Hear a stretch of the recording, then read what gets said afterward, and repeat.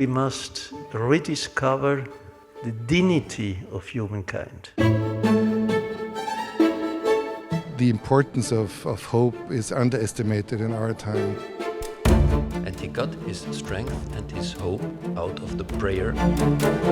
The most important action is prayer. Just a stone's throw away from Rome's famous Piazza Navona, one can find an architectural treasure, Santa Maria dell'Anima. Closely connected to the Austro-Hungarian Empire, it houses an important relic of Austria's last emperor, who ended World War I and was exiled, Blessed Karl. One of the oldest orders of Catholic knights chose the library beneath the church to host an encounter between their knights, the Vatican Curia, and Roman society.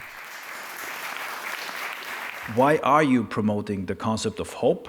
What does that mean, and what relevance does that have today? My grandfather, Blessed Karl, he was coming to be Emperor of Austria and King of Hungary in one of the most complicated times possible, in the middle of the First World War. He prayed a lot.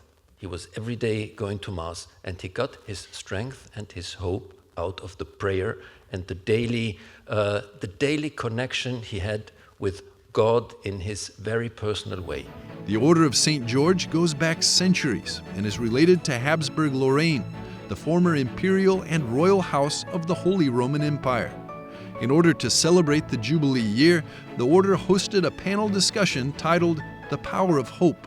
The importance of hope is underestimated in our time. It's very often mixed up with optimism. But the main thing about hope is that it implicates a call for action. So I think it was of tremendous importance that our Pope, put this holy year under the motto of Pilgrims of Hope, because we are all pilgrims. Our whole life is a pilgrimage, but this pilgrimage, gets its sense from having hope.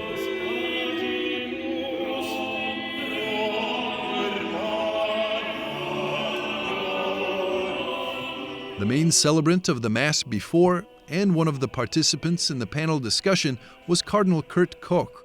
He stressed the importance virtues and chivalric values have today. I think we must rediscover the dignity of humankind. And this is a very big challenge in the societies today, above all on the beginning and of the end of human life. And to refine this, to do what is justice in this world, and to have the force from the prayer, I think this is the most important thing for a Christian. The Hungarian ambassador to the Holy See, Edward von Habsburg-Lorraine, was also present. He spoke about one of his most recent books on the values that have guided his family through the centuries.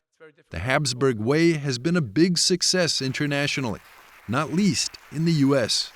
I wrote this book and I began giving interviews to American podcasts and YouTubers. And I spoke to people who felt they understood every line of a book that I wrote about the Habsburgs. And I remember one conversation with a podcaster, and she was like, Mr. Ambassador, I read that chapter where you speak about subsidiarity, and I had the impression you spoke to me. And I thought, wow. When I was young, values was something that I thought was boring. Values is a word that doesn't mean anything. But in the world where we live today, people rediscover that we need these things. Values are important, especially when it comes to the world of politics and diplomacy. I've been asked personally a number of times, you're a diplomat, you must be lying all the time. I said, no, I never lie. That's absolutely a concept that you cannot be credible if you ever lie. You can skirt around the truth, you can say nothing, you can try to evade, but you cannot lie.